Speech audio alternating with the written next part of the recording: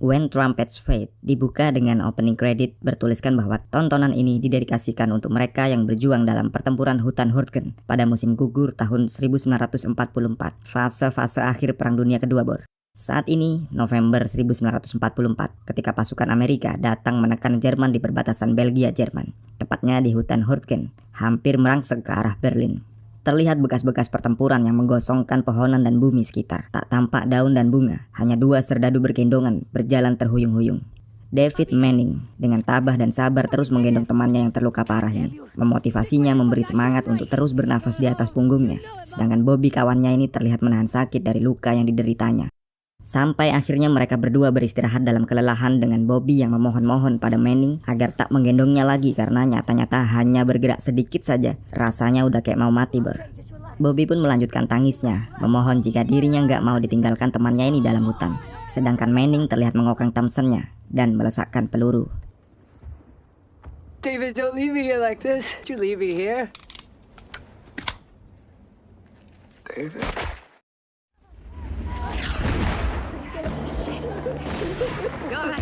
Film pun berpindah ke pemandangan di sebuah rumah sakit lapangan yang tak kalah tragisnya.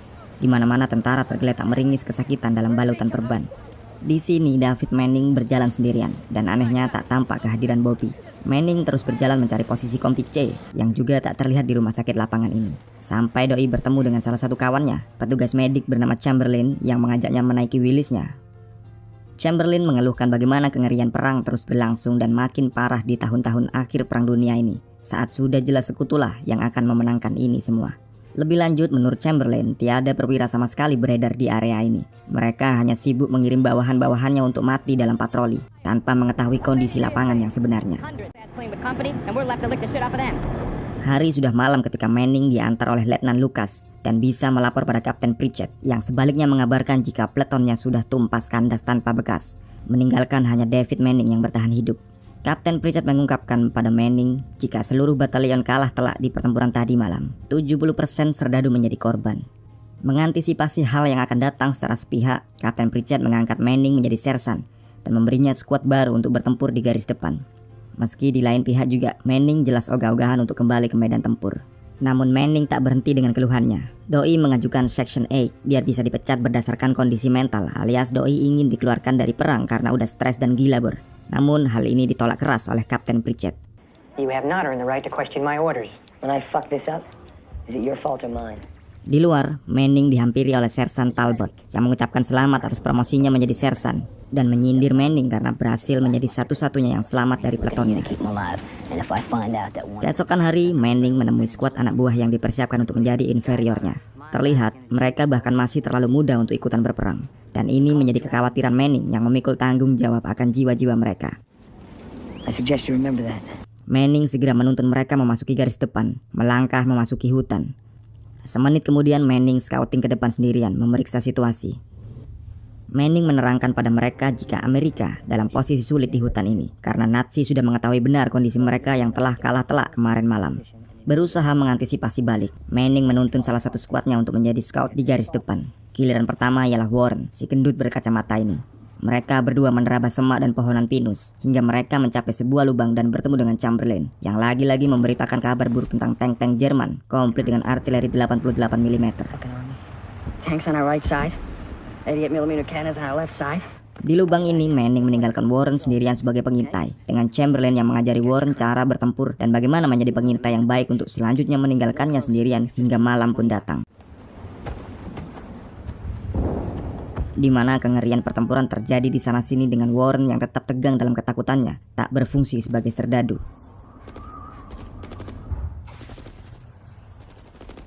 Paginya, setelah disusul oleh Manning, Warren bergabung kembali dengan skuadnya, menyisir hutan menyibak kabut. Sampai Manning sekali lagi mengirim Warren untuk mengintai di depan, menasihatinya untuk tidak gugup dan beraksi sebagai tentara sejati. Langkah Warren ini diikuti oleh anggota skuad lainnya, namun Warren terlalu cepat, sampailah doi ditelan kabut. Warren Sanderson pun segera menyadari jika dirinya sendirian dikepung pepohonan pinus dan fir. Skuad musuh mulai datang dan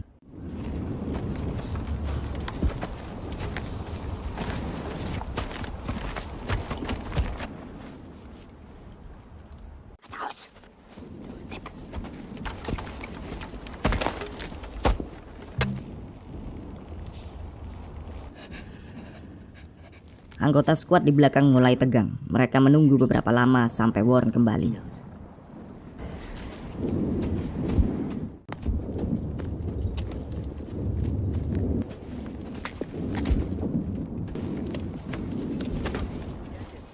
Balik ke batalion, Kapten Pritchett menerima briefing tempur untuk melakukan serangan frontal ke garis musuh. Nah, seperti para anak buahnya, ternyata Kapten Pritchett juga ogah-ogahan menerima perintah untuk menyerang ini. Karena menurutnya serangan frontal ini adalah satu hal yang konyol. Doi menimbang jika Jerman lebih siap dengan tank-tank, artileri, dan persenjataan mereka di garisnya daripada kelengkapan dan taktik tentara Amerika. Namun mau nggak mau tugas harus tetap dilaksanakan, meski kematian yang jadi resikonya. Due respect, sir, did G2 forget about the tanks the Jerrys have been clobbering us with? Sedangkan Manning menemui Letnan Lucas yang memarahinya karena telah memerintahkan Warren, yang notabene ialah serdadu anyaran. Seorang replacement menjadi pengintai sendirian di depan dan terpisah tertelan kabut hutan. Menurut Lucas, yang harusnya jadi pengintai dan penunjuk jalan bagi skuadnya ialah David Manning sendiri, Bor. Namun Manning tetap pada pendiriannya bahwa Warren harus mendapatkan pengalaman dalam patroli pertama tersebut. That's as good as it gets. Maka persiapan menyerang pun dilaksanakan. Seluruh pasukan dengan bedil di sandang masing-masing bergerak maju, hingga Kapten Pritchett meniup peluitnya dan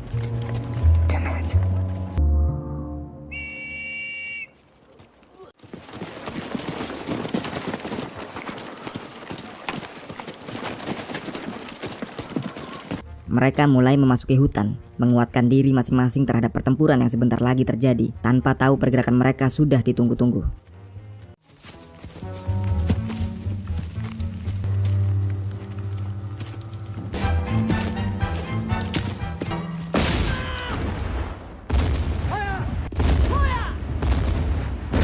Hujan artileri terjadi. Pasukan segera bergerak cepat di hutan yang juga penuh dengan ranjau ini. Semua aspek sudah dipersiapkan sangat baik oleh Nazi Jerman.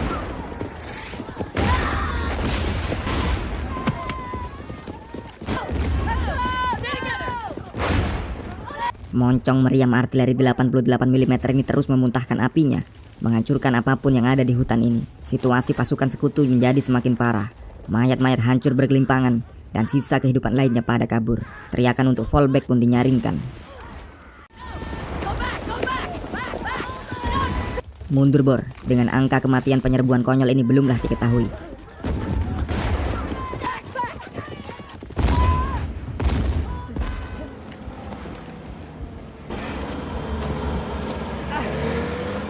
Namun bukan istirahat yang mereka dapatkan. Kapten Pritchett datang dan menginfo Manning jika mereka akan segera menyerang kembali. Doi juga memerintahkan Manning dengan skuad juniornya untuk membantai artileri tersebut, melakukan sabotase diam-diam. Manning sebenarnya nggak mau, Bor, tapi Kapten Pritchett memberinya jaminan untuk merilis laporan Section 8 yang dimintanya dari awal agar Manning bisa segera lepas tugas jika misinya berhasil. Dan untungnya pada saat ini skuad Manning masih utuh. You take out those guns and I'll get you that Section 8. Maka sekali lagi penyerbuan dilakukan, masih di area yang sama, masih di hutan yang sama pula, dengan kekejaman Nazi yang sama, yang tak henti-hentinya memukul penyerangnya dengan hujan peluru artileri.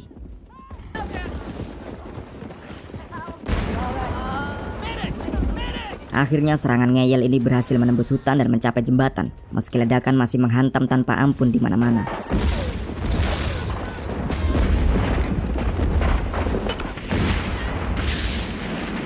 Kapten Pritchett memohon izin superiornya untuk mundur karena serdadu Amrik sedikit lagi sudah menjadi puing-puing daging di tanah. Namun batalion menolaknya tegas, memerintahkannya untuk mempertahankan jembatan ini. Di lain sisi, skuad Manning bergerak diam-diam dengan Baxter dan Warren diperlengkapi dengan flamethrower, bersiap untuk membakar semua musuh. Pergerakan memutar ini pun dimulai.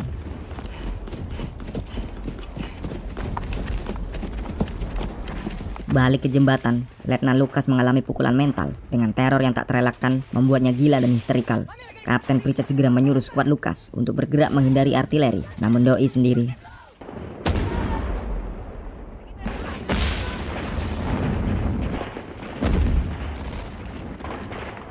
sedangkan Manning dengan skuadnya sudah memulai ambush beresiko tinggi ini.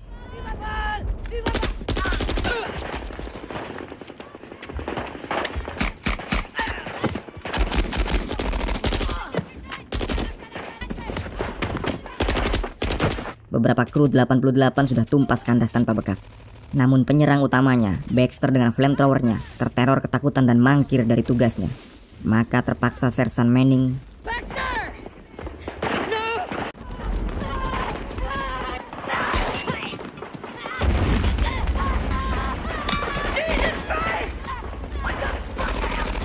Berbeda dengan si gendut Warren yang ternyata bisa sangat diandalkan di situasi mendesak ini, Doi berlari bagai setan berapi menyerang pos artileri musuh.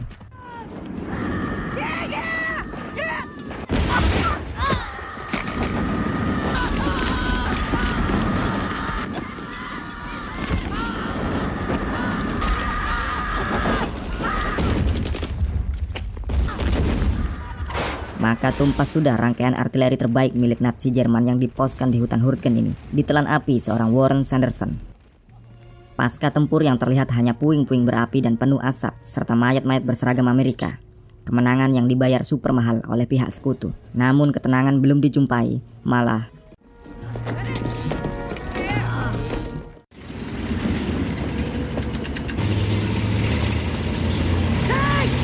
mundur Bor. Mundur lari pulang tunggang langgang. Sementara di sisi lain skuad sabotase Manning juga harus melarikan diri dengan jejaknya yang dikuntit oleh infanteri Jerman. Manning mati-matian menjaga skuadnya biar nggak mati lagi. Mereka pun terus berlari menyibak kabut. Tapi satu orang anggota skuad yang terpisah tertangkap basah.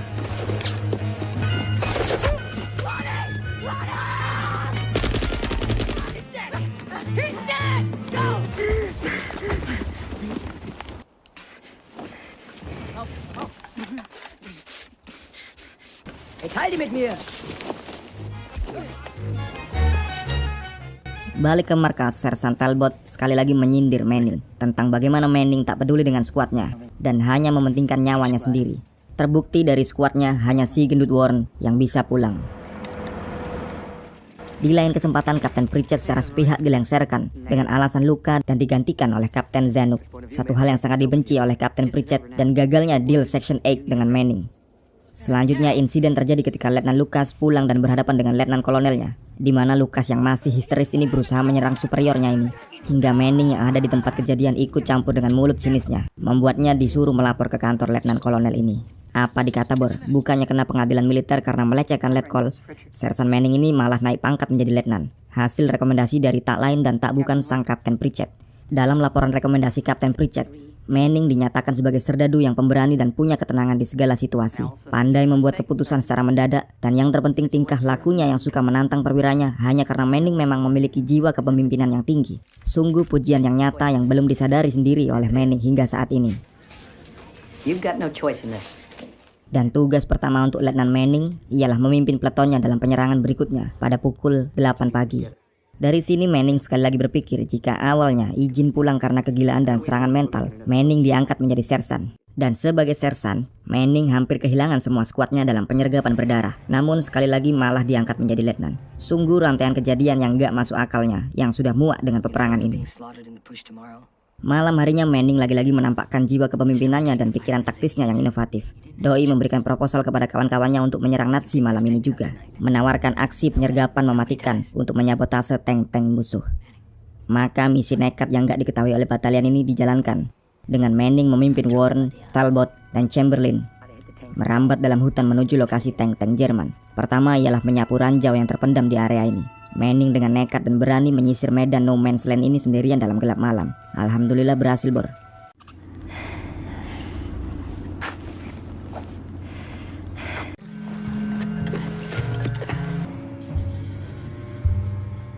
Namun penyerangan subuh ini agak terlambat. Mentari mulai meninggi, namun 4 orang dengan kenekatan ekstrim ini belum menyerah. Di seberang, tank-tank Jerman memanasi mesin, berlatih mengumbar ledakan, sedangkan truk-truk Jerman pengirim suplai melintas. Timbul ide baru di benak Manning untuk menyergap truk ini.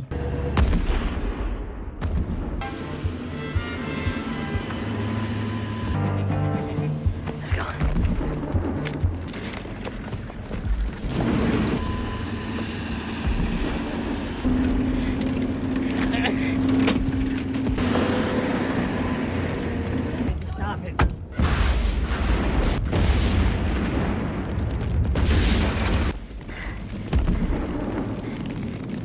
Sukses Bor, kini tinggal membantai infanteri yang berjaga dan masih kaget oleh ledakan truk ini. Kru Warren menyiapkan anti-tank gun dan membantai tank yang lagi parkir ini.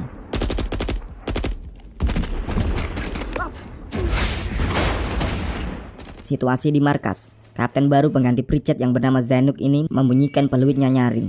Pertanda penyerbuan dan misi bunuh diri ini dimulai lagi. Tapi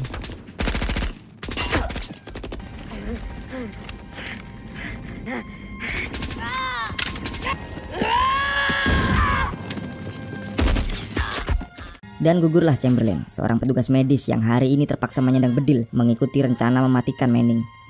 Dibantai oleh MG42, namun kenaasan belum berhenti.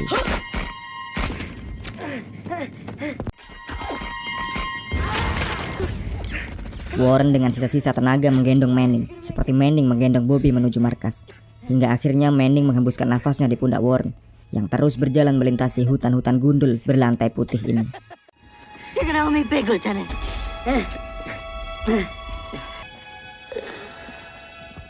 Dan film pun berakhir. Pada closing credit, kita diberitahu jika pertempuran hutan Hurtgen ini telah membunuh 24.000 korban tewas dan luka. Natal yang menyedihkan bagi pasukan sekutu di area ini. Nah bos, segini dulu video ini. Jangan lupa untuk main-main dan cek channel Ogut untuk video-video yang lain. Wassalamualaikum, yuk, bye.